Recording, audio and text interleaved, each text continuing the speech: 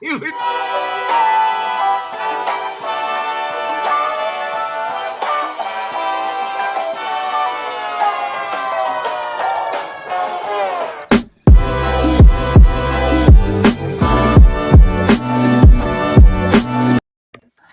enough of that. Okay, did you turn that off? I turned it off. That was enough of that. Joseph. Hey, everybody, how we doing? It is Friday, and my lovely co-host Joe is frozen again. It could not make me any happier. But welcome to a new year, new us. How about Is this that? our first one for the year? This is the first episode of Labs Advisors Live 2022. With me, as always, is the wonderful Joe McHugh and Kimber Walton. Thank you guys so much for being with me here again. Am I still frozen? You are. No, you're looking great. You're fine, Andy Richter. Don't worry about it. No. Well, I might have to just bow out and let you guys do this then. No, you got it, because you're looking fantastic in the frozen. Like, you actually have your hands and your up. audio is beautiful. Audio's crisp. Fair enough. Looking wonderful. And we are live across Facebook, on KB Command, and on the MCTT page, as well as YouTube. And guys, before we get started, make sure you go to StreamYard.com/Facebook to give StreamYard permission so that when you comment on the video, we can actually feature your comment. It would be super awesome. Feel free to chime in at any point in time. We're happy to have you guys join us. And then, of course, today... I was going to say, I got in trouble last time because I didn't shame a couple people, and Brett Bishop, who I notoriously shamed, was very upset that I was not shaming everybody. So we're going to go back to shaming, because that's just what we do on the show. So. For all friends of the show.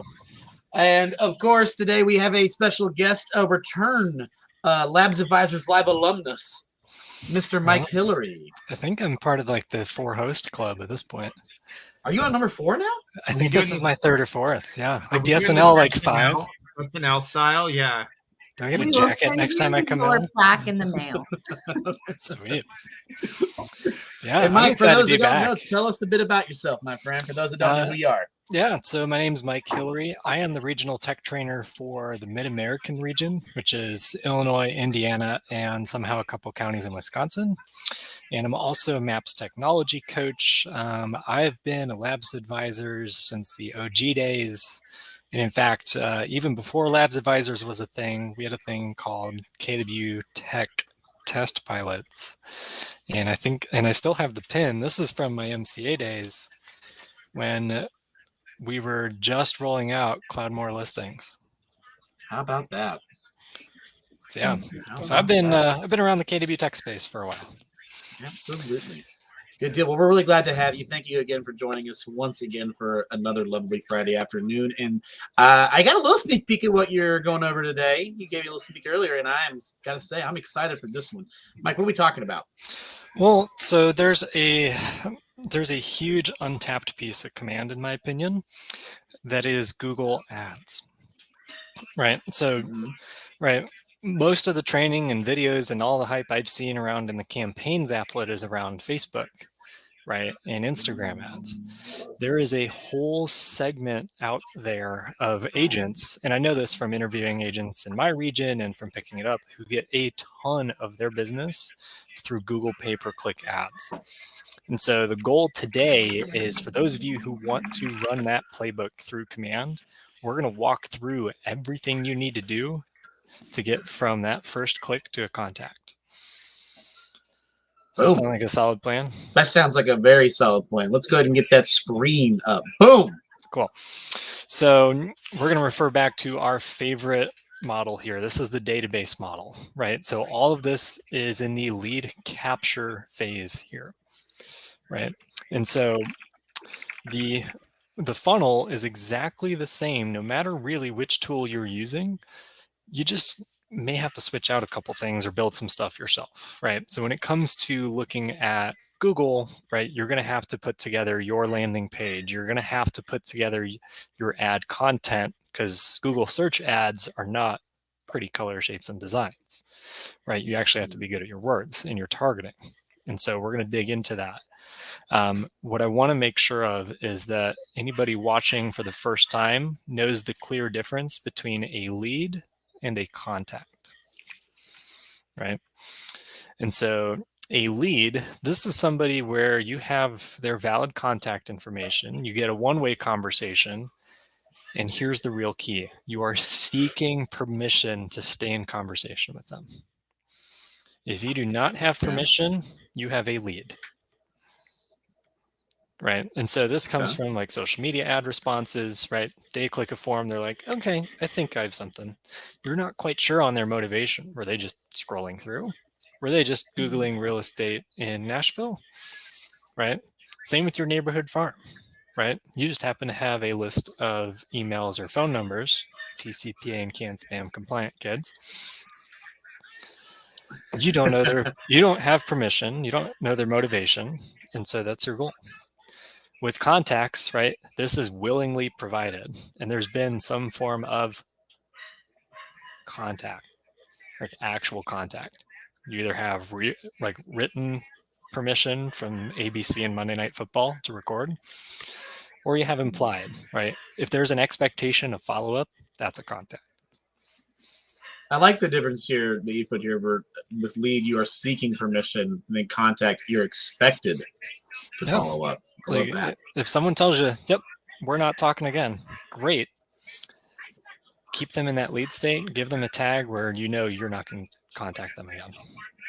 Right. And this is where you can maintain control of that. And, when you have a compliant database, you're doing it in a way that's a win-win and you stay in integrity.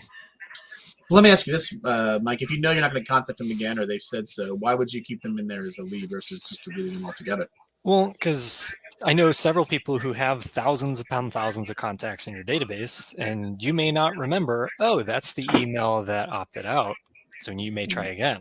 Or you may have that same phone number that appears again, but oh, I'm not supposed to get in contact. That way, if they accidentally hit an ad again or something like that, then you're not, it's kind of guaranteeing that you won't reach out in a way. Yeah, it's more self-preservation, to be honest. It's a good strategy for that, right? So here's the game plan today: is we're looking to get through all of this, right? How to start your Google Ads account, because you're going to need to do that to run a Google ad. You're also going to want to start a Google Analytics account if you don't have one, so that way when someone tracks, you actually know what's going on. Then we got to connect it into Command, and then we'll create your lead capture landing page and run your Google ad. We're going to focus on the first 3 today, but tune into another session. I know we've talked about landing pages on this show in the past. Refer to that for your lead capture landing page. The one thing I'm going to say on it, we'll get there, is it's got to make sense for what they clicked on in the ad, right? So if your ad is about, okay, here's our team, if your lead capture page has nothing to do with who's on your team, you're gonna lose. Gotcha. Okay. And then you hit run. So shall we dive in? Cool. I say let's do it. Let's go. And if you hear Penny, she's not happy she doesn't get to be on camera. Right? Penny is Mike's dog, for those of you who don't know. Or member of the family, as we like to call them here. Yep, she's an honorary labs advisor, but has no Labrador in her. She's got lots of feedback right now. Yep. So the first thing you got to consider with the Google Ads account is what email to use. I'll tell you what you can't use: your k2b.com email. And here's the rationale for it: is we don't want to keep your credit card on file for that, right? So we've turned off any of the G Suite services that require that. This is why you can't get a Google Voice number, Google Wallet, Google Analytics. And you have to remember, you don't actually own your k2b.com email. For those of you who read the terms and conditions, you are licensing it from KW. Mm-hmm. So if you want, to run your own ads account, set up your own Gmail, or, right, if I have Mike at mikehillary.com, if I tie that as a custom domain in G Suite, I can use that too. And, right, you want to have, as much as we love the k2b.com email, I honestly want total control over this piece. Yeah. Because I don't want the admins at k2b.com to make a change that affects how I do this if it's compliant in Illinois. And like you were saying before, you can still it's not that you can't make these accounts. You just can't do it with your KW email address. So if you had your own G Suite domain that you owned, or if you were just using a Gmail account, I just use a pretty vanilla Gmail account for this, Yeah. right? And so when you go to ads.google.com for the first time and you go to sign in, it's going to ask you, hey, you don't have a Google Ads account on this one. Now, here's the fun part. You can only set up your ads account once, right? So I grab screenshots along the way. So that way, those of you who are looking for a map, you got it. So you click new Google Ads account. That's the easy part, right? Helps if I'm on the right screen. And so the way Google sets it up is they want you to be successful early, right? So your setup is actually running your first ad. So the campaign creation wizard, you have to finish this first initial ad before you can connect to command, because it's got to be an active, already running Google Ads account. So you have to run an ad not through command to be able to run an ad through command. Correct. And it's really easy to like pause it, stop it, and do all of that within Google. It's pretty easy, right? So you have to give Google a goal, which if you've ever read Shift and you look at what the important pieces of the lead generation are, every touch has a specific goal.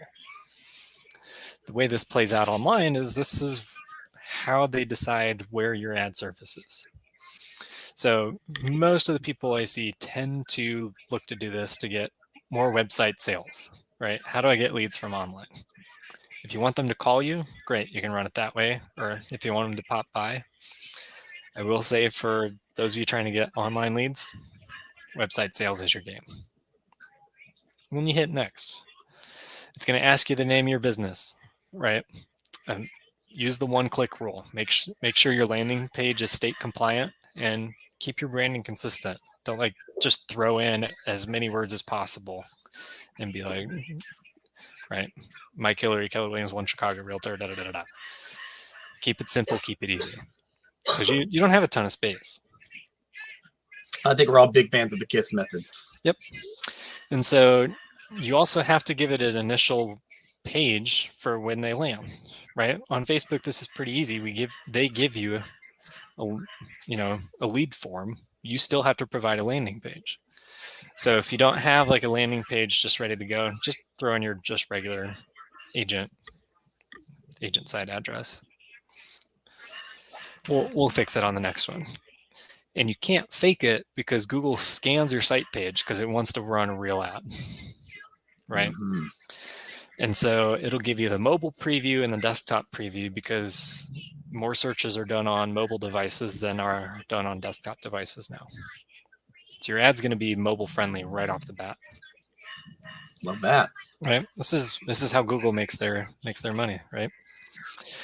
And based on the page you give them, Google's going to pre-write some of your ad for you. So you don't even have to do a lot of the hard work if you're going this route. Yeah, so they're making it really easy for you. Yep.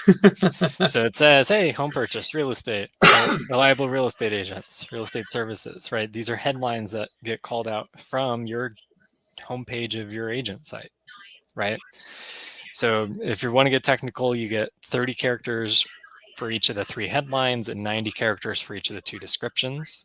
It will cut off. You can have a call button here, which can be really handy, especially on a mobile device. Quick question for you, Mike.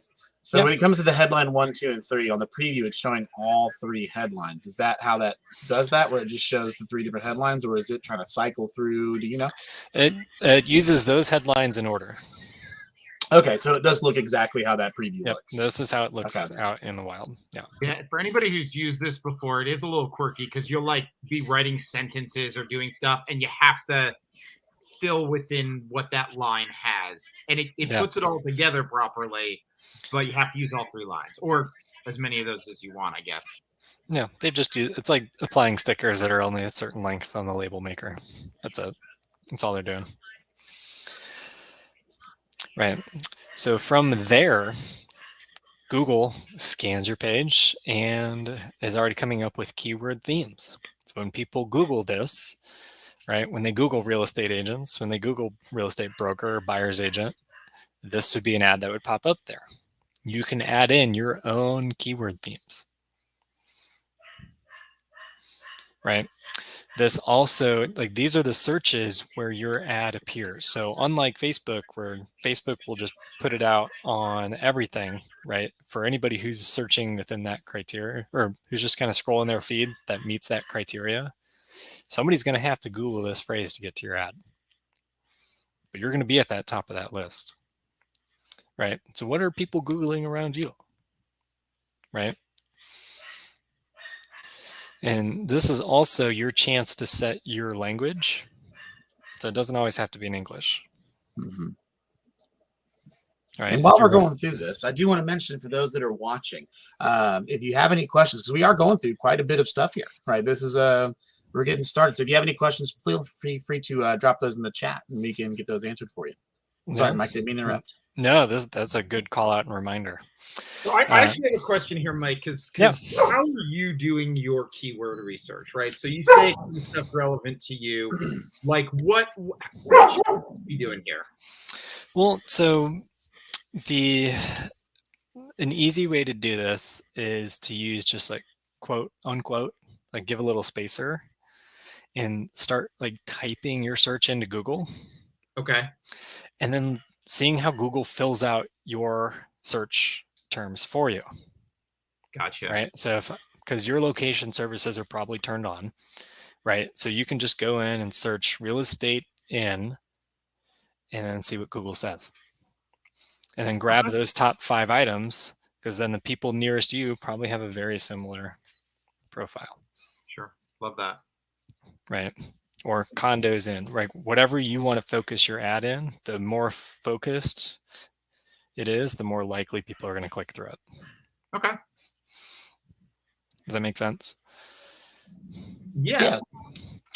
And so with Google, remember, as a licensed broker, you are responsible for your own compliance. Google has very different guardrails than what Facebook has set up, because it was Facebook that got slapped with a $5 billion fine for fair housing, not Google.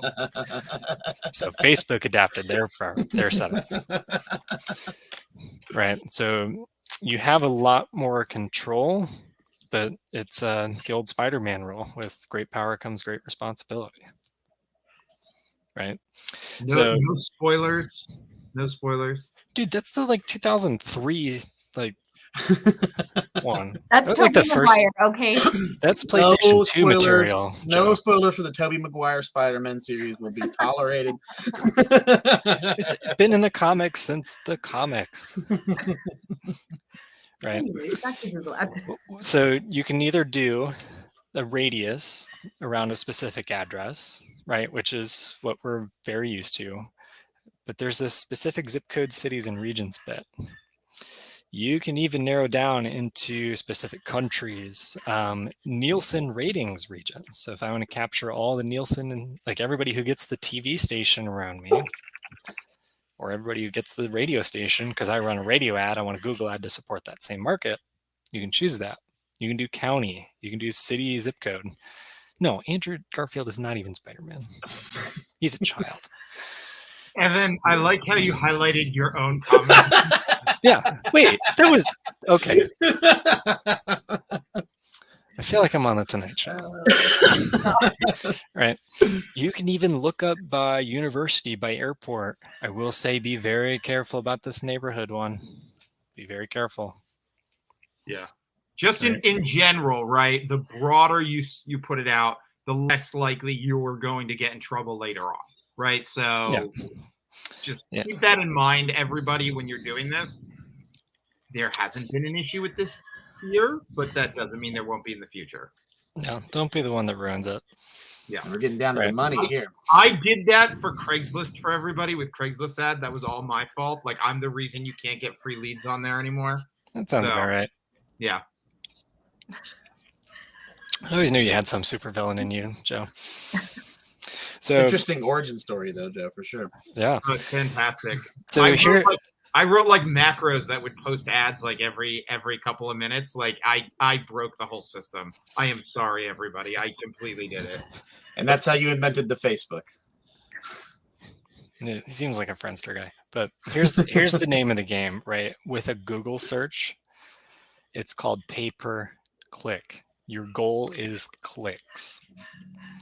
Enough clicks is going to generate leads, right? And you'll learn your conversion rates over time with that. It's going to be based on how you're providing value on that landing page, how well your search matches, right? This becomes the art and science bit. You can choose to run continuously or select an end date. What's really cool about Google is it'll recommend a budget based on what you're looking for, right? You can choose to enter your own daily average for your budget. You're going to be somewhere between $5 and $30 a day, just based on the competition in your area, right?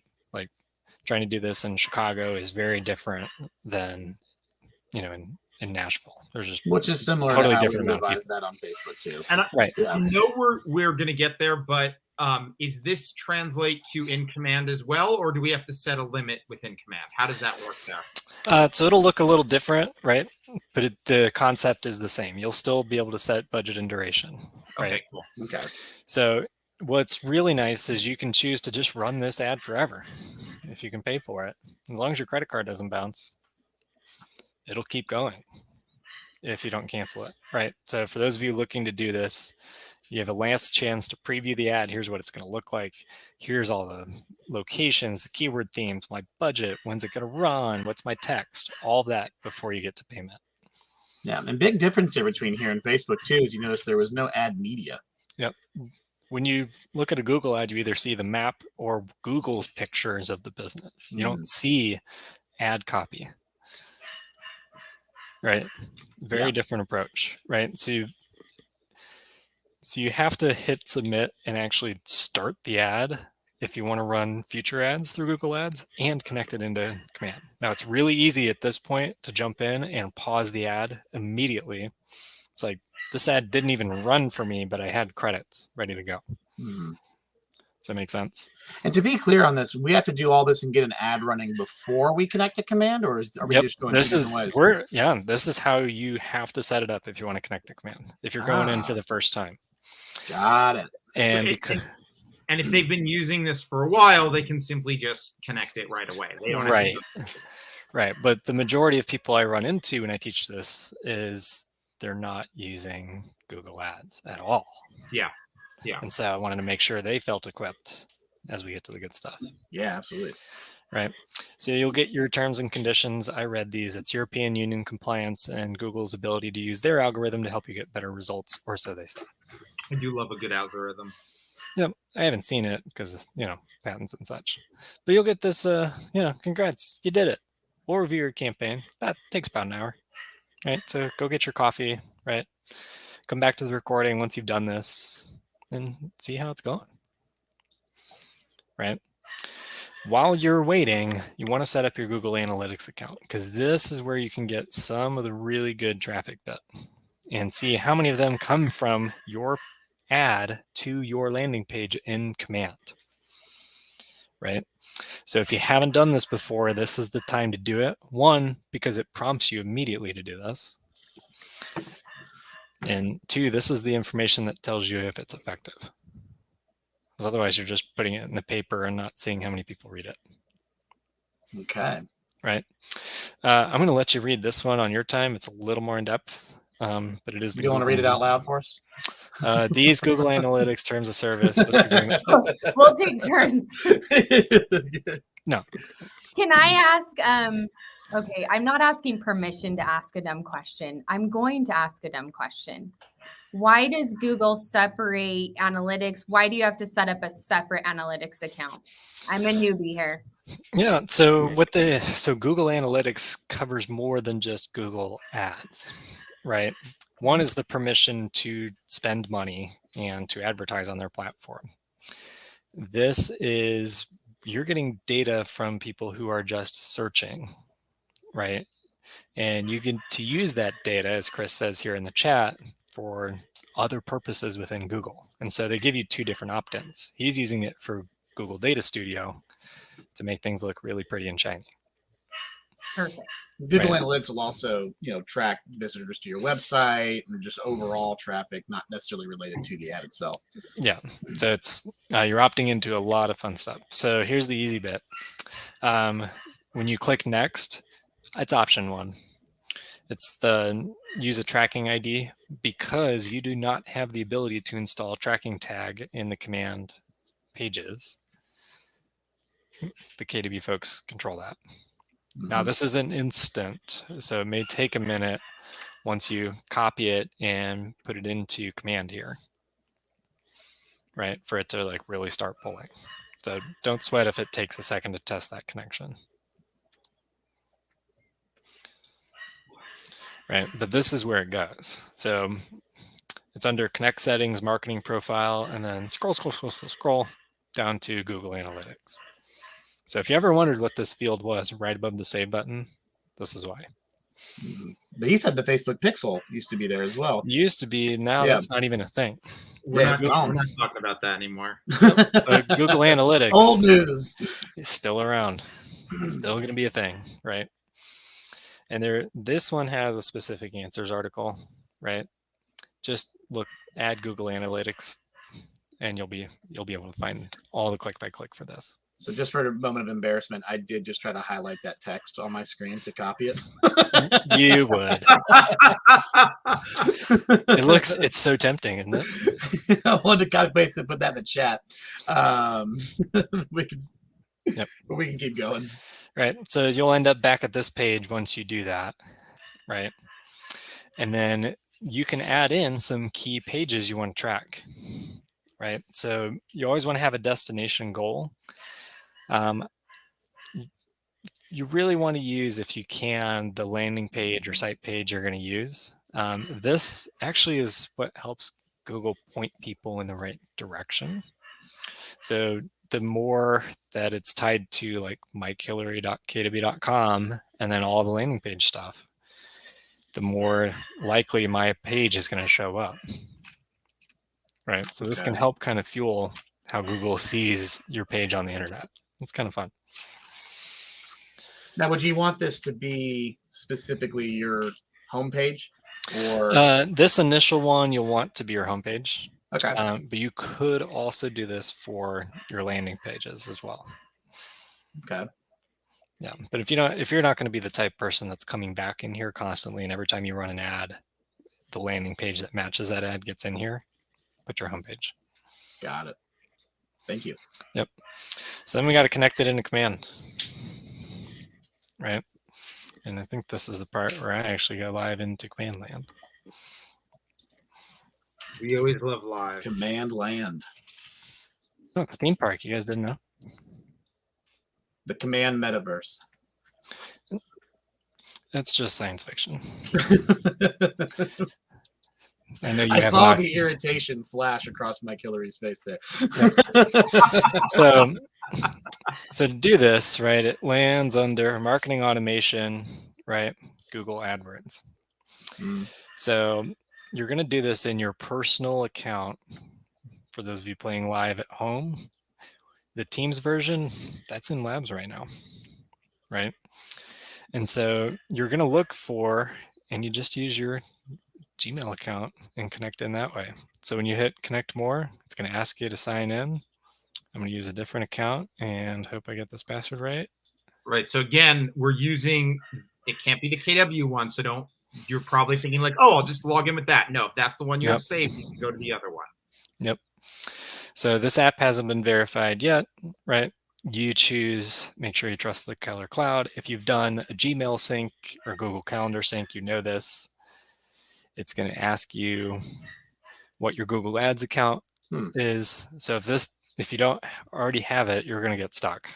So this is why we set that piece up first. So you can come in here and go, oh, I have one option. And I don't know which use cases I would have this in, but it looks like we're able to connect to more than one, or are you replacing the other one right now? You could. Where I've seen use cases of more than one is where teams have merged or teams exist in separate states and want to run it as separate ad accounts. Whatever, don't care. You can still do multiple, to my knowledge. Got it. Right. So that's the connection bit. That's it. There's no like special settings in Google that you got to go dive in and go be the admin, because if you've set up the account, you are the admin. I feel like you just threw shade at Facebook. Just a touch. Yeah. Just a touch. I mean, I get it. They're looking to continuously improve their product, so they make subtle tweaks. And on the end user side, that can be frustrating when they make the changes. Yeah. Because then everybody in the world has to adapt to those changes in their platforms. So there's a waterfall to it. Yeah. Now, so if we were running an ad, right, using this now, how different is that workflow? Is it much? Is it similar? What does it look like? And why should I be using Command rather than just going to my Google Ads account?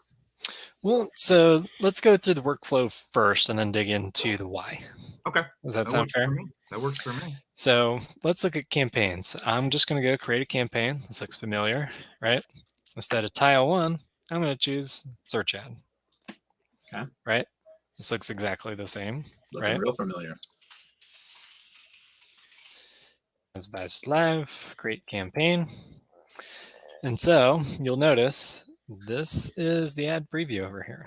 So we choose our account, right? We've got that configured. I want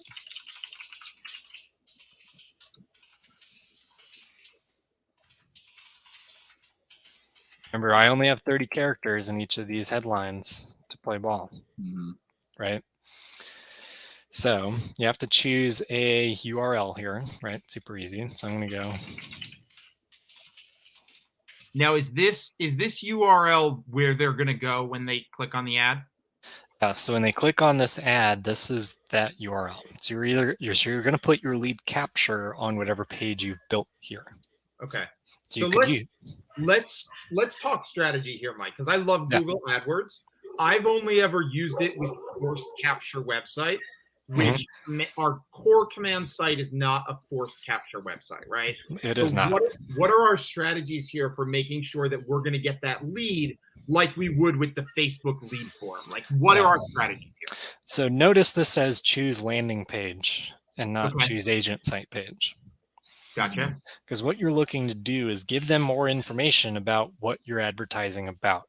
And so on your landing page, you're going to want to have you're going to want to have the lead capture there, right? Okay. So they're looking for you to be more specific. Yep.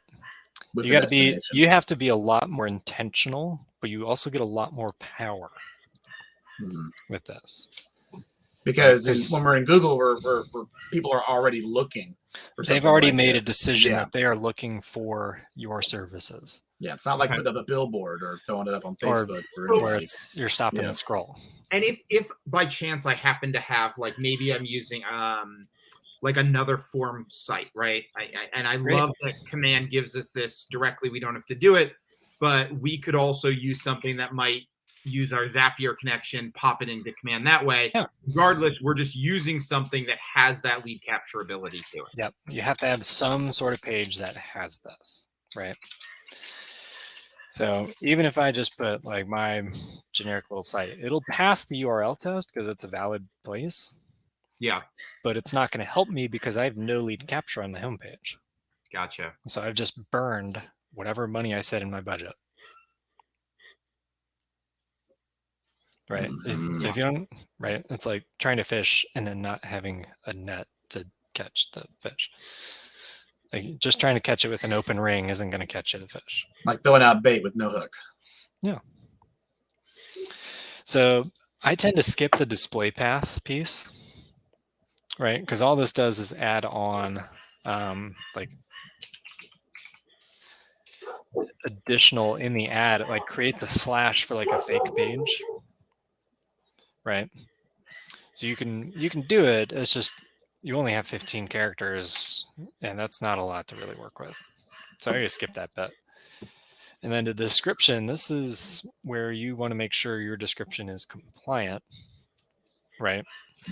And if your state has like a one-click rule, right, utilize the one-click rule. This is where you can hook people in, right? So what's the 80-character description of Labs Advisors Live?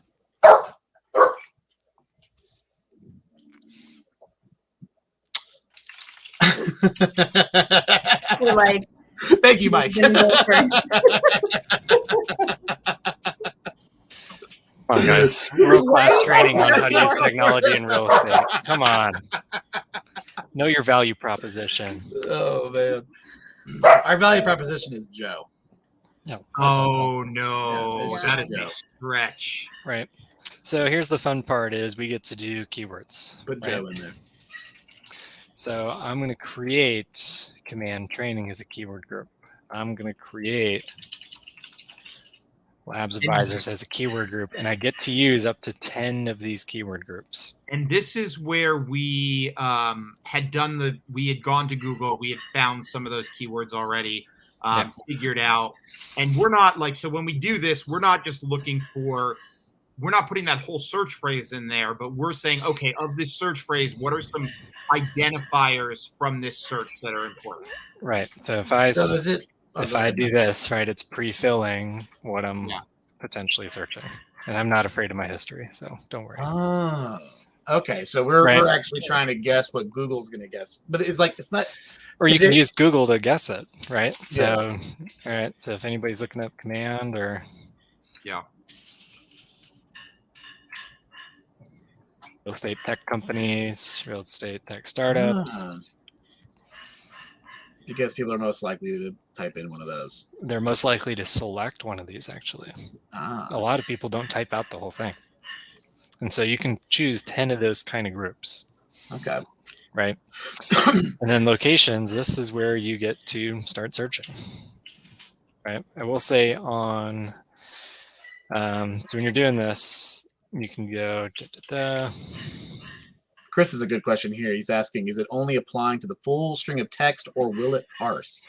If you keep it shorter, it'll use your full group here, right? So that's why I'm using like 2-word kind of groups. So I'm using command training because then if they search KW command training, I'm included. So yeah, let's ask this. Let me ask this. So let's say I work in a town, right? And I do. I work in Wilton, right? Should I create a keyword for Wilton, a keyword for Connecticut, and a keyword for Wilton, Connecticut together, or is doing them separately enough? I would do Wilton. Okay. Because chances are people around Wilton, Connecticut mean Wilton, Connecticut if they're just searching Wilton. Does that make sense? So I do real estate. I do real estate in Wilton. Because I don't type in Nashville, Tennessee houses. I type in Nashville houses. Right. Chris but some people do because there is a Nashville, Illinois. Right. So the tricky part is with locations. I tend to favor zip codes because what it does is so if I search Wilton, Connecticut, Joe, what's the zip code for you? 06897. It may not serve it up in a way you expect. So it'll give you the city name because that's how Google phrases it when you're looking like city, but it doesn't surface the label. So I would include Wilton and I would type it again to get, is it 0689? 06897, yeah. Yep. Oh, wow. Look at that. Right. So I would include both. So that way I'm capturing anybody who's looking around Wilton and looking. And this is where you have to remember you're responsible for your own compliance. So don't be dumb. Don't be dumb. Got it. Right. They do have a review process. They do have policies they follow. We're not going to have time to get into that today. That's next week's episode. No, it's not. So the search network is when somebody Googles real estate in Wilton, Connecticut, they're going to see this ad. Or when they search command training and they're in and around Wilton, Connecticut, because those are the keywords I used, this ad will appear in their search. Mm-hmm. If you want it to just follow them around, you can use this display network and turn on all the expert targeting, right? And you can search, okay, what kind of market are you looking for? And this is like for partner websites that Google advertises on. Yeah. And so like if I'm looking for do-it-yourselfers in real estate, I can even say, hey, these are the websites that I know run Google ads on their pages that I want to be part of. That's very specific. Yeah, you can get that specific. And you can even add additional phrases on top of the keyword groups. That's awesome. Does that make sense? Yeah. Now you can also choose to do both, and it will follow the search through to the display network. I like both. Right, and you'll notice duration and budget looks pretty simple. Looks pretty similar. Yeah. Right. Now, you can't make an unlimited duration here. Correct? Not the way we have it set up in Command. Okay. Now, and the biggest piece of that is real estate markets move very quickly, and Sure. so chances are there are less evergreen ads. And it's also just the way Command is designed. Is the people who were in labs when we were building this were, yeah, I run this experimentally. I don't let an ad run forever and get no results. Yeah. Gotcha. Yeah. Part of that too probably has to do with the fact that KW is the one charging you and then paying Google, No, right? no. Not the case anymore? Remember the first one, Google has my card number. Google does not. Or Google has my card number. KW does not. Forgive me. So this gets published and I missed something. What did I miss?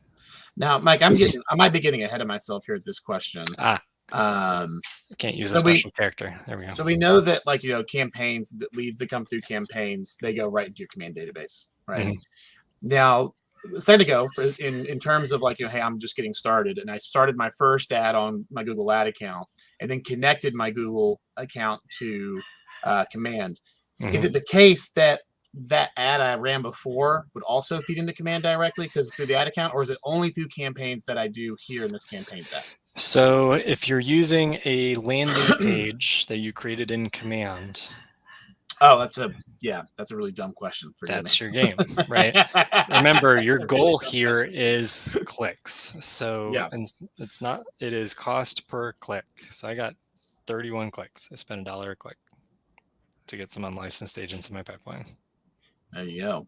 So Mike, when you brought up that you choose both, do you prefer that because you have historical data that shows you're getting more cost per click, like your lower cost per click, I guess I should say? It's more that I want to capture the people searching that specific term and then follow them around if I can.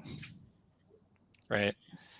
So if they have interests that have shown they're looking for real estate and they have not quite searched real estate in Chicago to come find me, I want to be able to surface there too.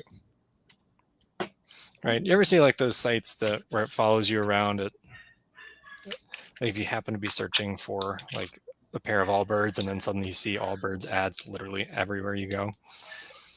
Yes, sir. That's the display network. Right. It's like, well, yes, you were thinking about it. We just want to remind you were thinking about it. And honestly, we'll just use Kimber Walton as an example. That is actually a very solid method of capture. Right. No, I'm honestly, because you are interested in it. It is in your sphere, and you also have to be in the right spot, the right time, in the right mood space for you to look further or to put in your credit card number or whatever it is. Yeah. So. And then it's lather, rinse, repeat, right? You keep track of your keywords, how they're doing. You keep track of your ads and work to get. Like the people who've gone all in on this as a strategy have done very well for themselves in pay-per-click. The ones who just try it on and be like, oh, I didn't get anything. You got to remember the nurture bit. You have to nurture these people. Mm-hmm. Which is true for almost every form of lead generation. Yeah. Yeah. Awesome. Well, Mike, thank you so much for that detailed walkthrough. That was a lot. I learned a lot. There's a lot that I definitely did not know, but I don't play enough with Google as I probably should. And forgive some of my stupid questions. I mean, there's a reason we say Google it when we talk about search. Right. Absolutely. Joe, Kimber, did you guys have any questions? And while we're asking that, those of you in the chat that are watching, we still got quite a few people that are checking the show out. If you have any questions over any of the material that we've highlighted, please go ahead and ask them now so we can get those answered before we wrap up. No. Kimber, what was your big takeaway today? So I will just be fully honest. When I scroll down on that marketing profile and I see Google Analytics and I look at that daily, I always just think, I probably need to look into that. I probably need to tap into that.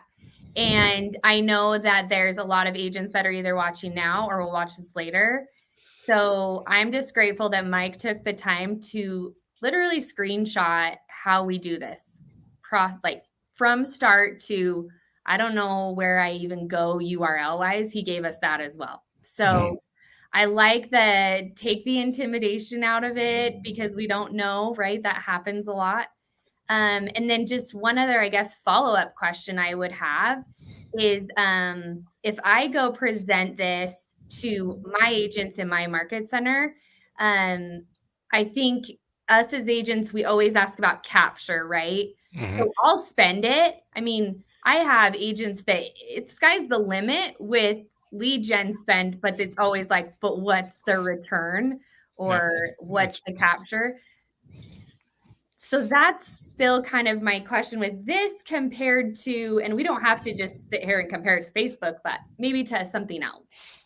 Yeah. So Facebook leads are what, $2 to $3 a lead, Average, yeah. right? And then on average, how many of them convert as a percentage? Right. Like if you're world class at it, you're getting 2 to 5%. Yeah. Right. Google ads are a little further down in the pipeline. Right. They're already have some sort of intent. So yes, the cost per lead is higher, but the conversion is also higher. Right. So you're aiming for like 5 to 10% conversion. And if you're spending between $5 and $10 a lead, you're doing pretty good. Right. Sure. But I mean, we could get really fancy with this. Right. Because if you look at the command landing pages, there's what, four or five fields. Let's throw this up on screen. Oh, yeah, you guys want to steal screen, right? So you run the ad, right? You have your landing page, which has your capture. If your capture is a Google form, you can capture more information than what's on the command capture, right? You can run that because that brings it into a Google Sheet, right? Which then you can either zap in or, convert to Google Contacts, API Nation, which then will go into your contacts that you can auto tag, which will then automatically set up if you want. You can trip your smart plan follow-up.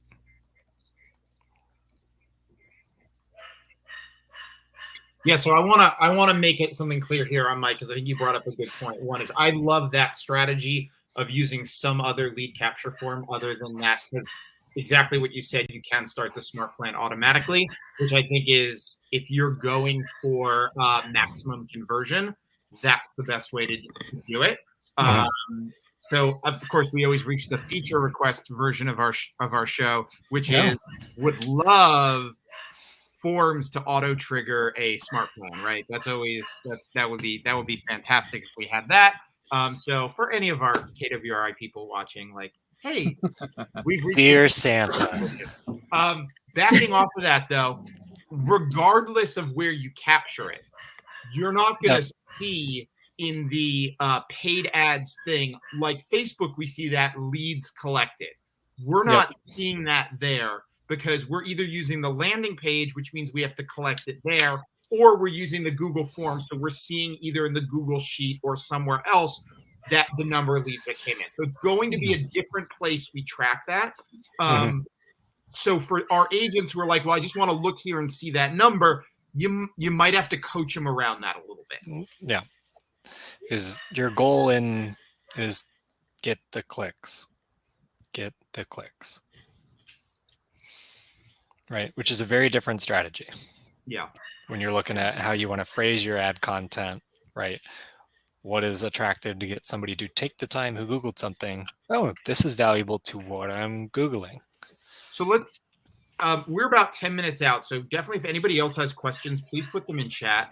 But I did want to ask this. So let's say I did build a landing page. Yeah. What am I putting on there, right? let's talk old school or shift. Even using Widgets. shift language. We need Widgets. that. We need that that offer for immediate, right? We want to put something out there that we get their immediate response, right? So what are we doing? Like, let's talk to agents a little bit in this time. What can we put on that landing page to get people to want to put information in? Well, I mean, we go back to the MOFR, right? What is your offer that would get somebody to immediately be like, oh yeah, that's me. Great. Da da da da. Send. Yeah. Right. Well, that's what I'm asking. What are the gaps in your market right now, Joe? Inventory. There's no inventory. That's like the only gap that exists. People will buy whatever comes on the market at this point. Great. So the gap is information on what's coming on the market. Okay. Right. Register here for custom saved searches for bi-weekly neighborhood nurtures. Right. You're going to phrase it a certain way, but that's what they're signing up for, is how do I get an alert when things go live? Awesome. Love that. Right. You can even do it you can even have them sign up for the app. Apparently I'm frozen again. Sorry, everybody. I love Frojo. Frojo. Oh, I you can't like just that. see, but I just clapped. Oh my god. Right. So when you're looking at a landing page, you always want to have there's really kind of like 5 key things you just want to make sure are there. Right. You need a powerful headline, because a lot of people won't even get past your headline if it's terrible. Yeah. Right. So make that count. You need clear, concise copy, right? So you can answer the so what question, right? Why do they need what you provide? How do you stand out in this market? How do you address their pain points? How do you solve their problems? And you know what? You have to use a little bit of emotion to this, right? Logic makes you think, but emotion is what's going to make you act, right? There's nothing better than saying the words Marty Miller and FOMO in the same sentence, because it gets them to act instantly, right? And so if you're selling a product or if you're selling a service, you need an image that matches the service you're doing. Okay. Right? You can't just throw up a generic picture of, oh, here's a person at a table for a free consult, right? Give them a little taste of what is included in a consult, right? What do you cover? We'll talk about what's going on in the market, latest sales, talking about other things in the neighborhood, right? All the things that are part of your listing presentation or your buyer presentation, pull some highlights out and have a graphic that matches that, right? Use bulleted lists, right? Keep it easy, keep it simple. So it's easy to read on the phone as much as it is on the desktop. I just saw a light bulb go over Kimber's head. She's got something. Okay, so this is my light bulb. And I know because of what Mike does for our company, this is something that he's really good at, which is he's constantly training people, right? How to make something like breaking it down, simplifying it. Mhm. So how he just asked Joe that question, what's going on in your market? And it's an inventory. And I kind of laughed it because I'm like, yeah, that is, I mean, to everybody, right? It's number 2 answer on the board right now. If you're It's playing so Family Feud. simple. So I don't think that there's any what? That's of course everybody knows that. However, your brain, you're really good at educating people. And so you're like, well, let's package this in. Don't always look through your lens, real estate agent, that everybody knows about saved searches. Everybody knows they can sign up for that if they need to. No, they don't. No, they don't. And that's your lens. No, they don't. You're the one educating your consumer. That's actually No. why they're hiring you. You're not selling Coca-Cola, you're selling a service, right? This isn't about reminding them, oh, this tastes pretty good. This is about, I am making a massive decision and I am stuck. Help me. Yeah. Good deal. So Mike just taught me how to sell that I have access to saved searches as a value proposition. Yeah. Was not even on my radar. So when you phrase it, it's more like, okay, so you need information now? Great. we will notify you within 5 minutes of this listing going live. Yeah. Yeah. Right? You'll get that save search alert. Sign up for the app today. Are you going to Well, download that app if you're missing out on homes? And let's take a step back from that for 1 second, because you're using a different language. Mhm. So every other agent out there is calling it save searches, and you're making it sound like you're getting spammed, right? So for those people who have been confronted by agents, right, they're just they hear something different than what you're saying, which is you're telling them about the value, not about what's actually going to happen, which is a key difference in exactly what you're talking about. Yeah, and when you phrase it as here's what's in it for me. Yeah. For the person reading it, they'll be like, oh yeah, that's a good thing for me. When you Yeah. phrase it as here's how it helps me as a real estate agent, they're gonna be like, that's nice. Or you use technical terms that, yes, we inherently understand what save searches is, but I may not know how that benefits me. Yeah. Yeah. Right. That's cool. I can save my criteria. I already know how I do that. How does that help? You just told me I have access within 5 minutes of any new listings that come on the market. Yeah. So Done. test it out, right? Yeah. If your MLS is that fast, sweet. Right. Well, and and always you always have to think like mobile first too, right? It's like, Yeah. so try out new headlines, layouts, get it shorter, right? The only way to maximize this is by experimentation. Yeah. This is not the Ron Popeil set it and forget it rotisserie oven. We did that show. We did that show a couple weeks ago. So. Oh man. And a few I always people miss got the out their ones where you props bring and on made the those- animals and you bring on the cooking guys. Well, check us out next week when Gordon Ramsay joins us to talk about how to cook with command. And with all of that being said, Mike, I want to thank you again for coming on today. We are approaching the end of the hour. What an awesome hour it was, too. So, Mike, thank you so much. Kimber, Joe, much love to both of you as well. Thank you for joining. No, I am so happy to be here for the time that I wasn't frozen. And I think that we can all agree that Andrew Garfield is the only real Spider-Man. Oh. Nope. And that is just Headphone drop.